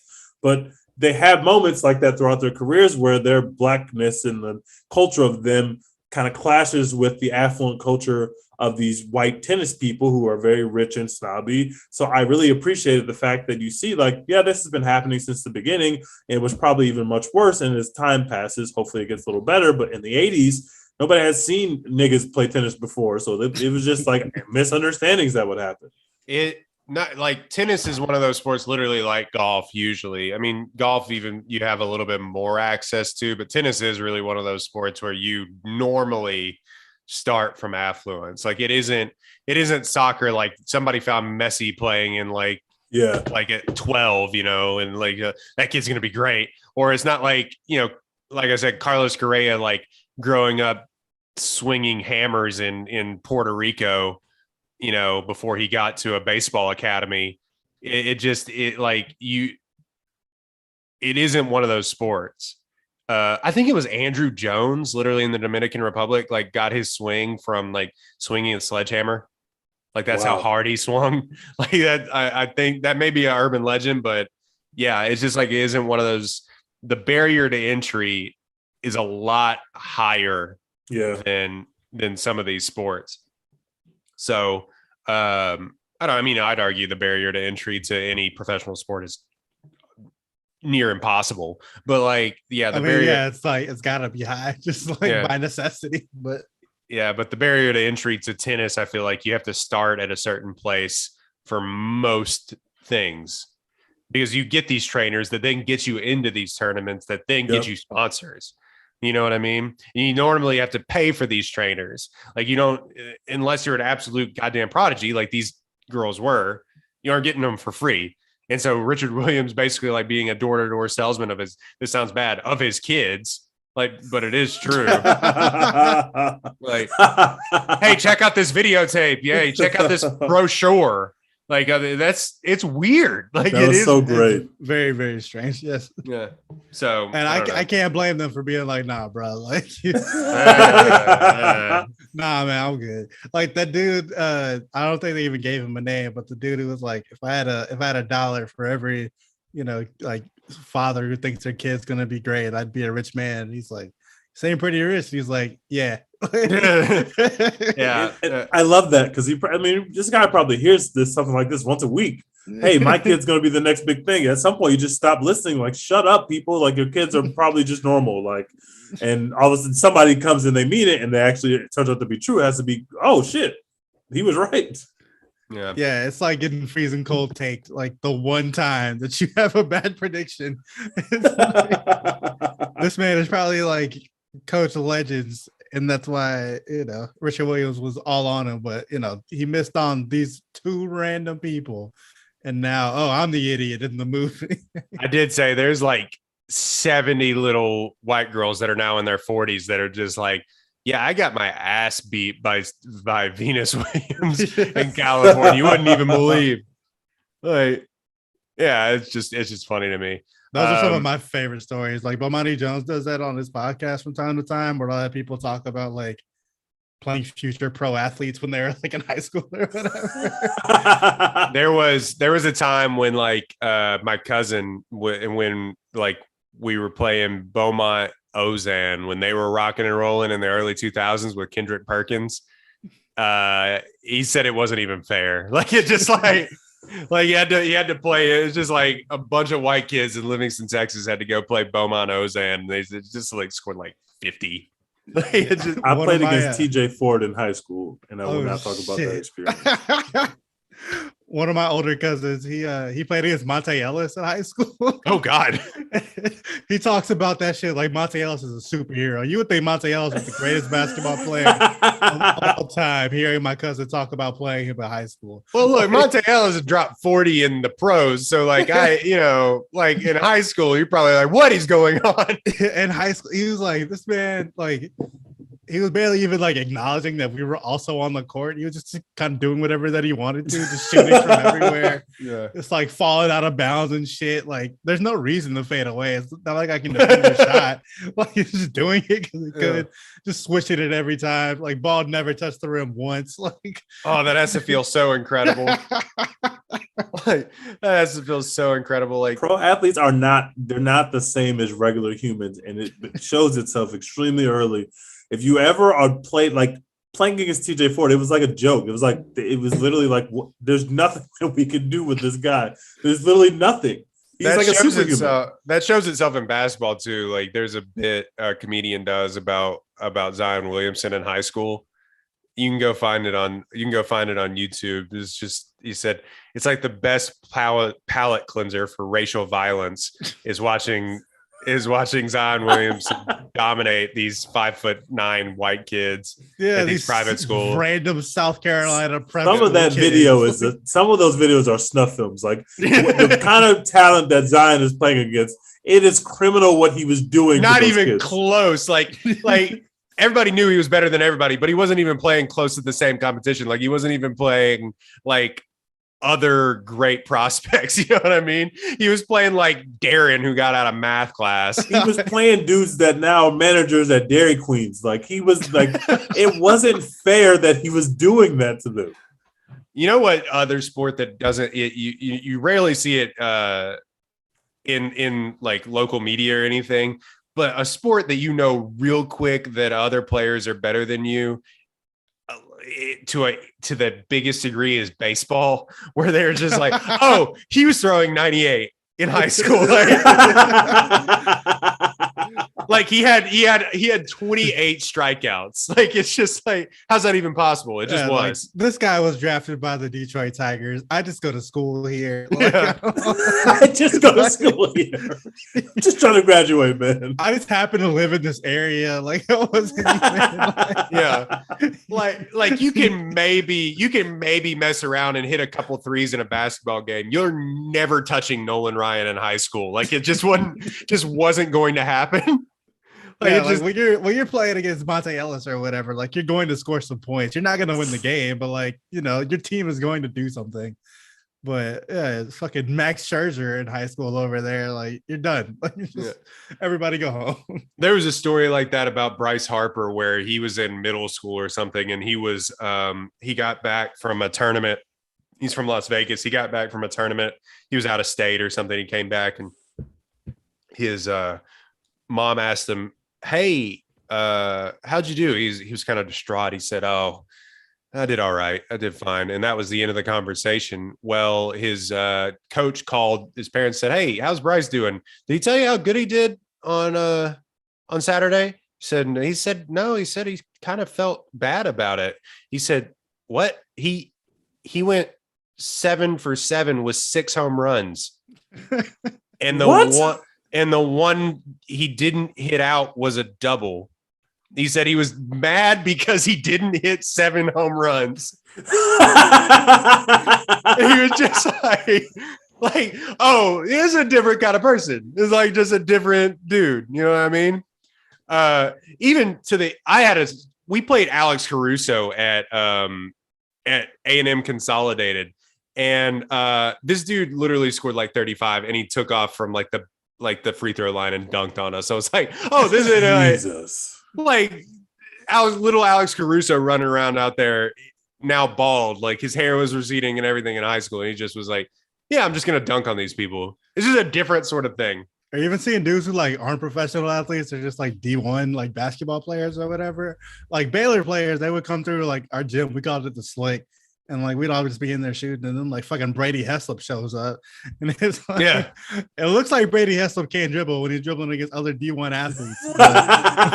when he's dribbling against you, he could dribble just fine against you. even against that, football players would come in there, and like a 6'4" wide receiver, I saw like catch an alley oop, and I was like, oh, I can't play. Like, no, thank you. I hope he gets Ramon Taylor yet once. National champion Ramon Taylor. That dude was literally a superhuman. Like he could jump so high, he could run so fast. It was almost unfair. I said, I don't want to play. I don't want to hoop with these dudes, bro. I have nothing to offer them. I have nothing. I was just shooting on another goal, like kind of waiting for my turn, and I made a couple threes, and they're like, "Hey, you can come play." I was like, "Okay," and then I saw Jay Finley, if you remember him from, or not Jay Finley, Jay Lee. Jay Lee, thank you. Jay Finley was another basketball player or another football player, but I saw Jay Lee, 6'4" wide receiver, played for the Lions for a little bit. He literally drove down the baseline and somebody threw him an alley-oop, and he just one-handed, like cocked backed and yammed it. And I was like, why am I being picked? I don't belong in this game. Yeah, why am I I can't even dribble with my left hand. I can just shoot a little bit. No thanks, man. That just every fucking weekend against Venus and Serena Williams, like at 14 years old. Fuck that. I'm going home. Stupid. This is dumb. I don't even like this. Like, how many of those girls went home and were like, this doesn't even appeal to me. But tennis hadn't even gotten that far. Like they are 14 years old or 13 and 14 playing against other tennis players that are their age that are already ahead of the curve of where tennis had gone. Like it's like, of course I'm going to be, my dad is pissed off at me, but what am I supposed to do, bro? I can only do so much. It's not my fault that she is 9 times above my level, Dad. Like, stop being an asshole to me. Those scenes were so good. They really brought that out. Like, these whole families are frustrated as shit because their little girl is not winning but Venus Williams is in the tournament, bro. Y'all just don't know who she is yet, but you're going to know who she is soon.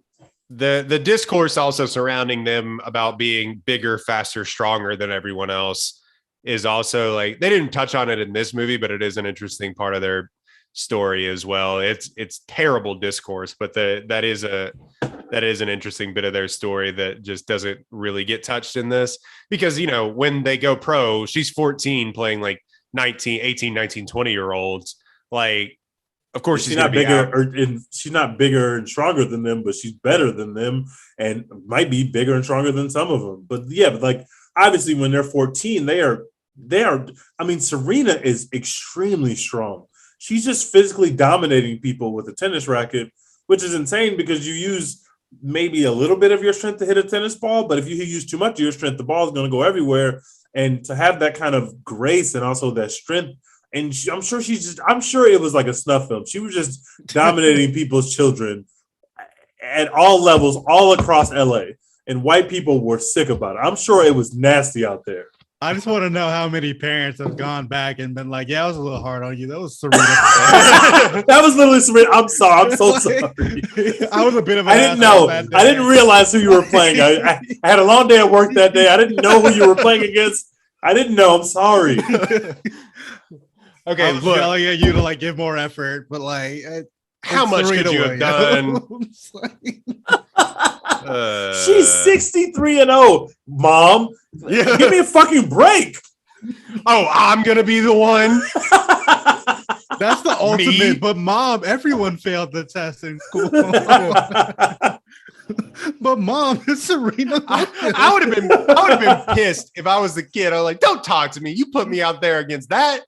Like, you embarrassed me in front of these people." When I played TJ Ford, I didn't have to guard TJ Ford unless it was on a switch. Thank God. My dad didn't give me shit because TJ Ford put up like 60.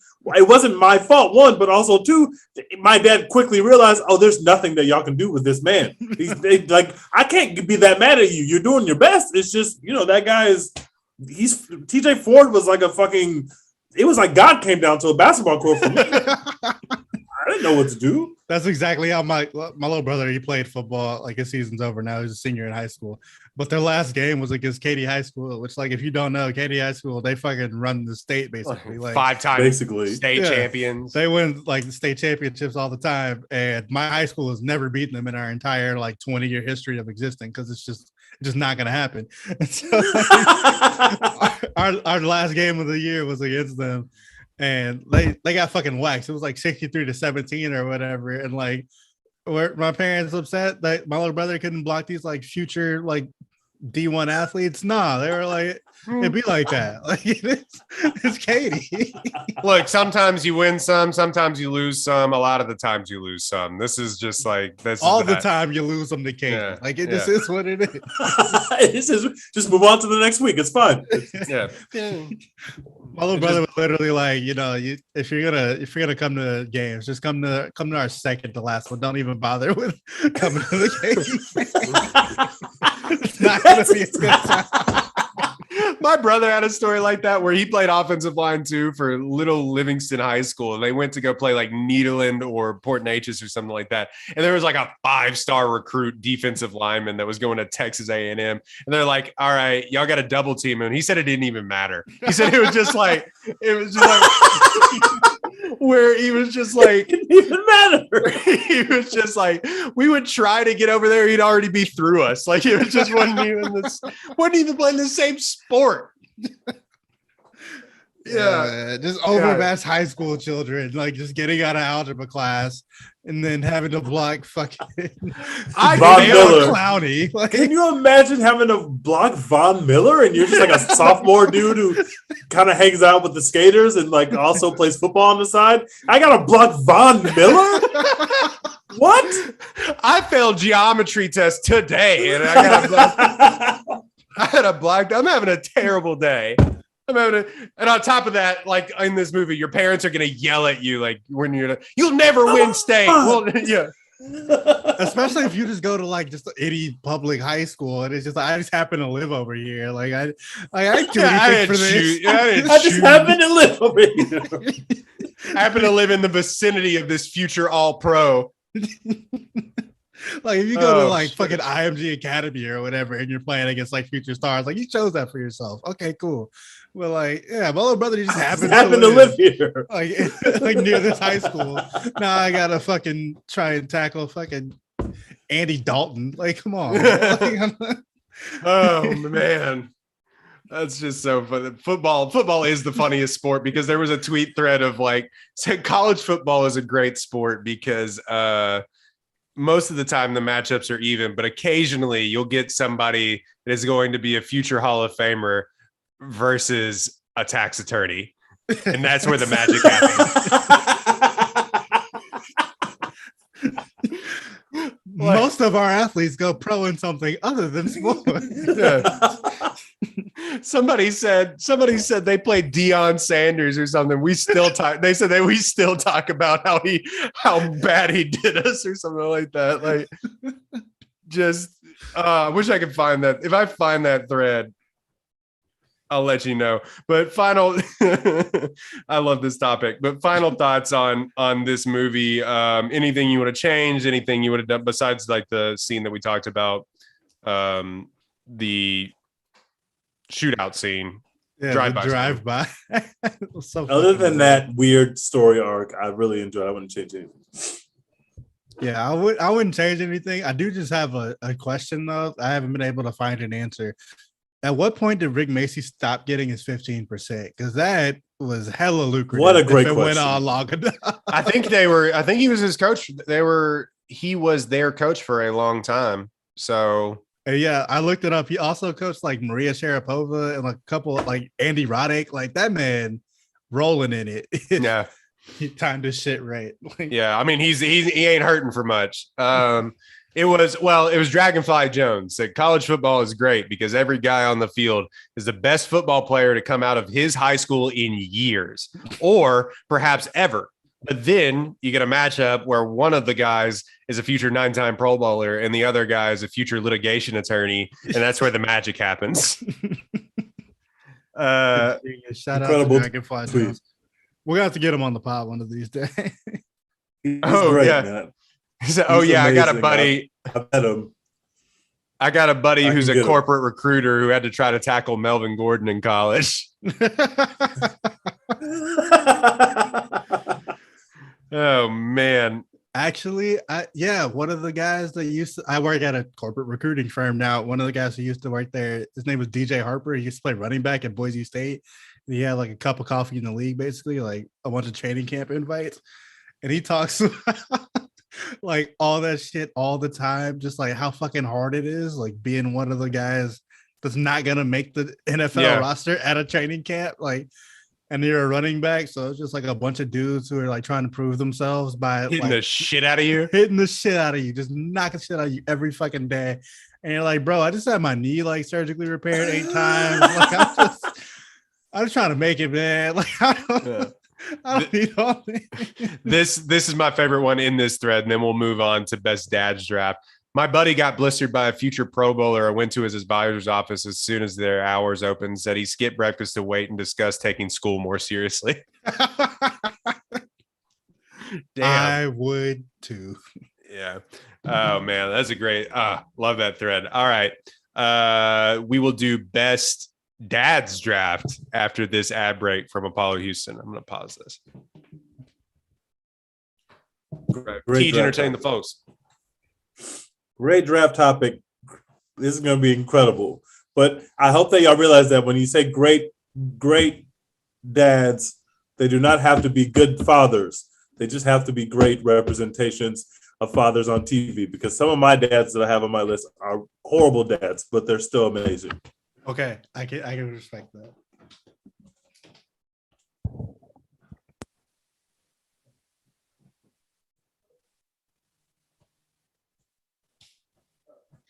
Don't log off. Stay here.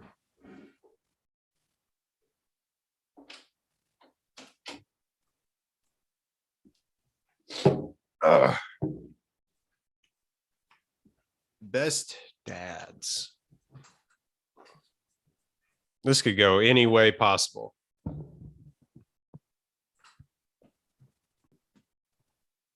Where do I want to go with this? What's our order? Oh, Dex has it.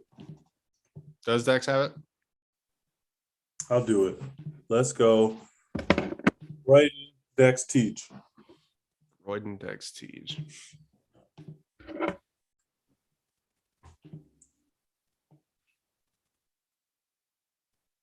Hmm.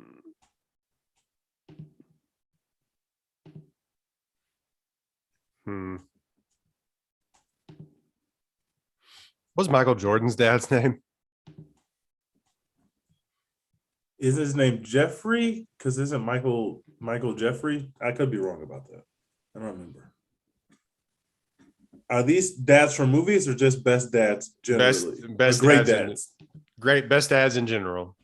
Because I'm gonna pick some of my dads are gonna be horrible dads, but they're great because we know who they are. All right. Royden Dextige. Yep. All right. Best dads draft in honor of this dad movie. My number one overall pick is going to be Uncle Phil from The Fresh Prince.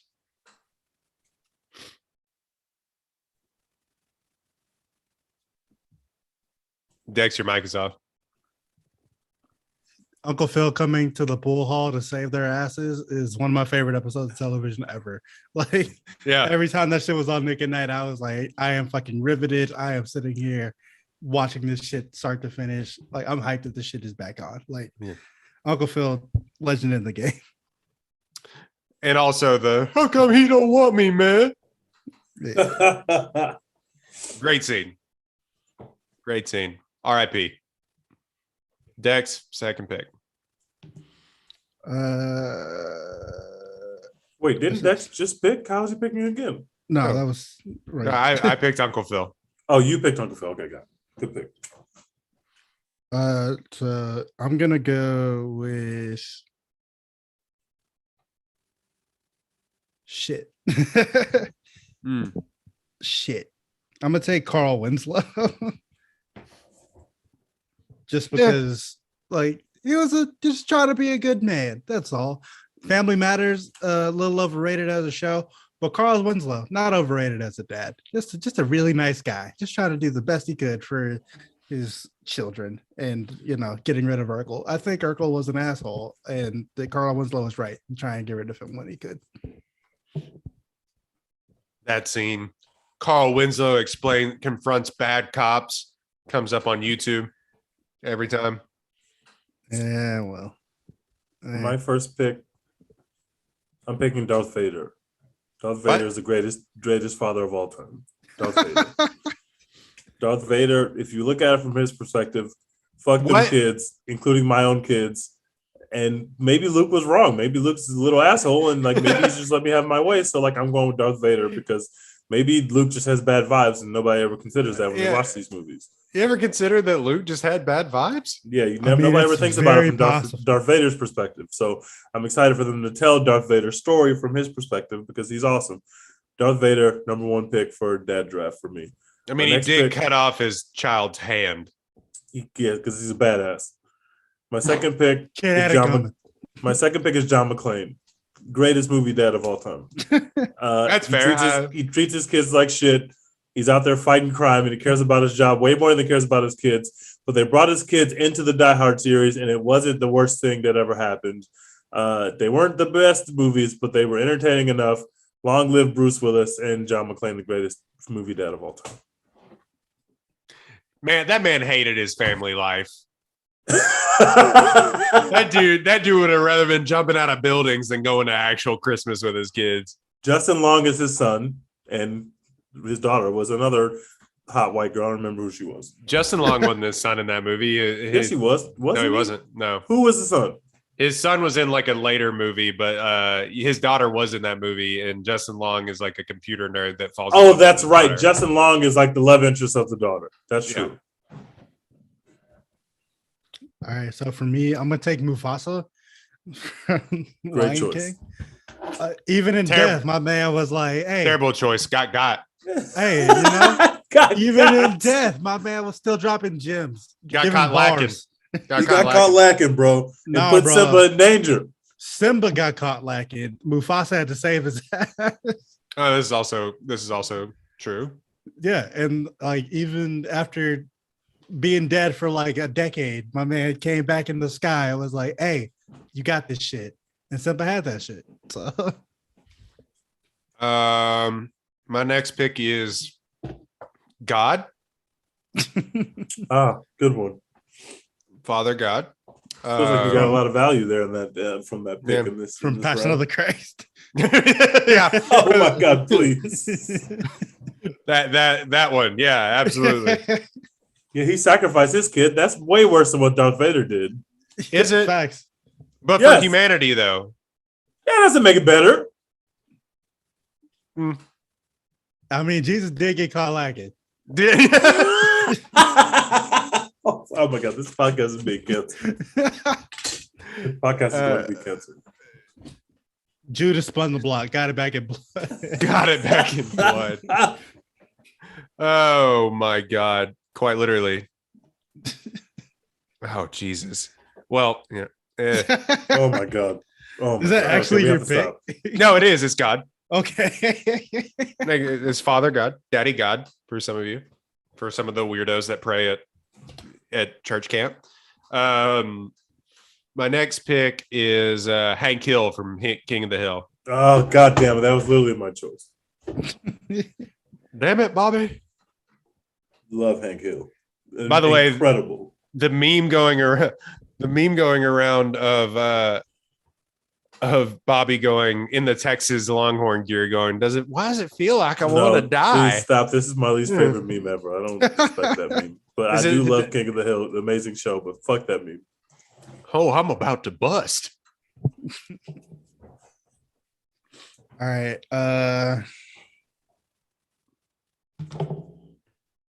I'm gonna take Uncle Jesse for Full House. Boo.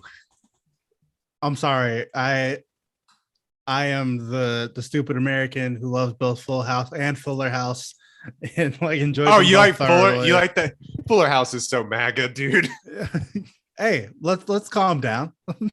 It's just a wholesome, nice American family led by powerful women who are wholesome and God-fearing, and everything that's right with this country. Kids? He didn't have any twins, like not in Full Okay, House. But I thought I was confused. Okay, him and Aunt Very Becky good. had twins. Oh yeah, they did have twins.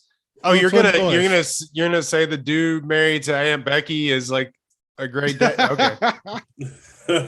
Hey, do anything to put your kids into college. I respect it.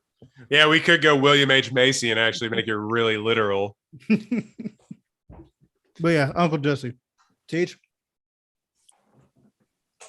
My third pick is Homer Simpson. Classic TV dad. Don't. Great TV dad. Secretly loves his kids, but also wants to choke his kids, which I can respect. Not having any kids, I feel like that's probably the way a lot of people feel about their kids at times. For my last pick, I'm going with William H. Macy's character in Shameless, which I forgot his name. But until they started making one of the white kids into a wigger, that show was elite content and one of the worst dads I've ever seen.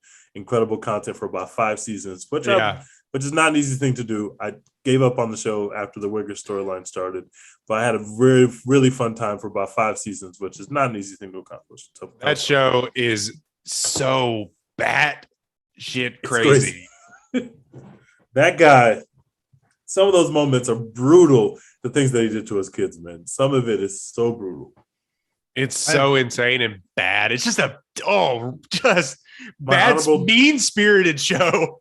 Couldn't get My into honorable it. mention that I know you guys won't pick, so I'm going to mention it here, is Logan Roy, who is the worst dad of all time on the greatest show of all time that you two assholes need to be watching. It is the greatest show on television. I would not lie to you.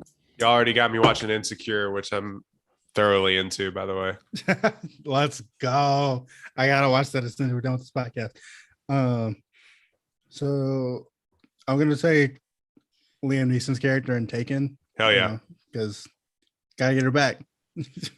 I will find you and I will kill you. What else could you want from a father other than preventing you from getting kidnapped? But him to not piss in his pants. Him to not be in his belt. That would be great stuff. Him to not, just carry around a club waiting on black people to fuck up so he can kill them.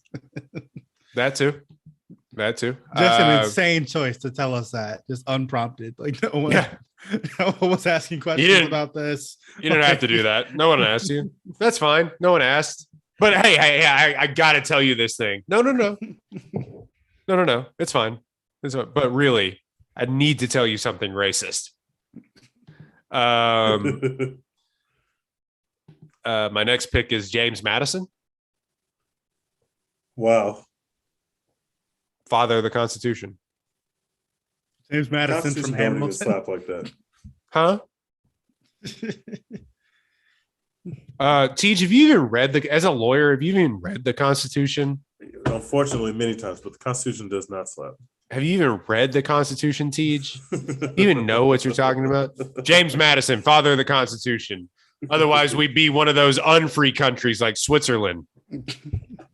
Switzerland probably sounds great. I'm going to move over there. Something that I sounds like, great. something that I never thought about, like until Trump became a thing in our lives that we had to care about. I was gifted a pocket Constitution by one of my English teachers in high school. And looking back on it, I'm like, this is the most MAGA ass like parting gift of all time. Just give me All those senators That's incredible. carried it around to be like, I in fact have one in my pocket. She gave us a pocket Constitution. Like it was like the Constitution, Declaration of Independence, and like some other like historical US documents or whatever. And she like signed them all with like notes for us to remember her by or whatever. And I was like looking back at it, I'm like, that's the most MAGA ass shit I've ever heard in my life.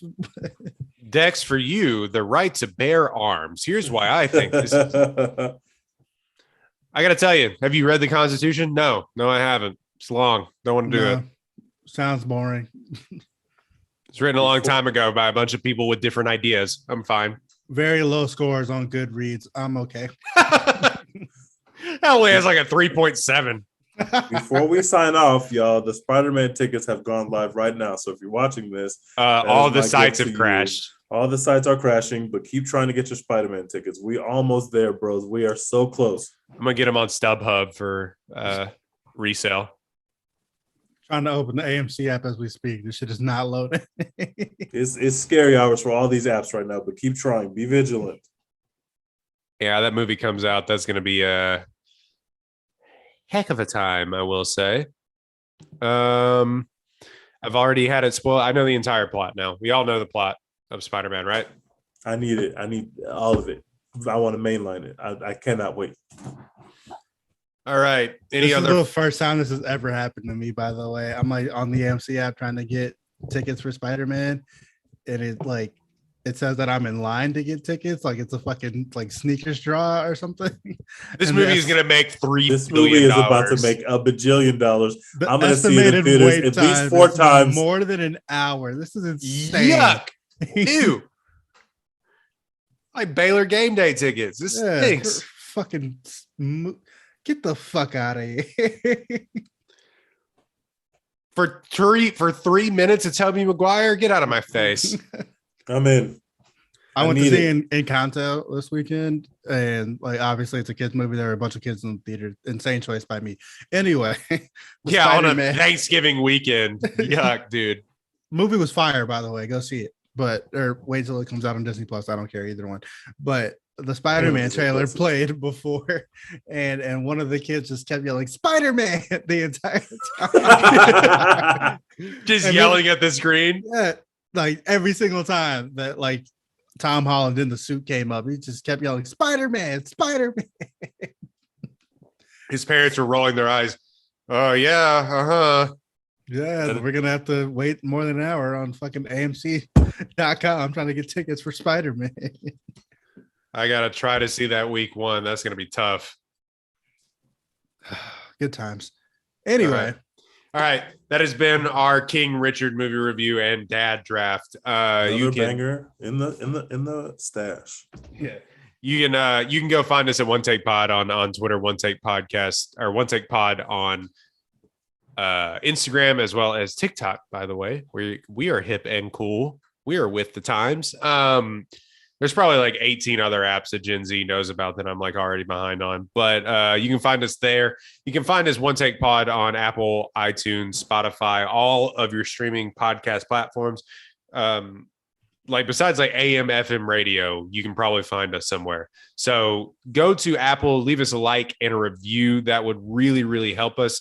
I noticed y'all been saying we got more listeners than our reviews on our podcast on iTunes. So please, y'all have iPhones. Y'all ain't got an Android. So Yeah, we can see the analytics. Ain't no fucking Yeah. androids in this audience. go leave us a 5-star review, leave us a written review. We'd really appreciate it. Thank you so much. And subscribe to the podcast on iTunes so you can get this as soon as it drops, or go follow our YouTube page and you can watch the unedited, uncut live version and see us get up to go pee and all the fun stuff in that we do when we actually pause the show. So go and do that. Tej, I was going to ask what we're doing, but I normally ask Dex that. Sorry. Dex, what are we doing? Hashtag support Florence Pugh, baby. Peace.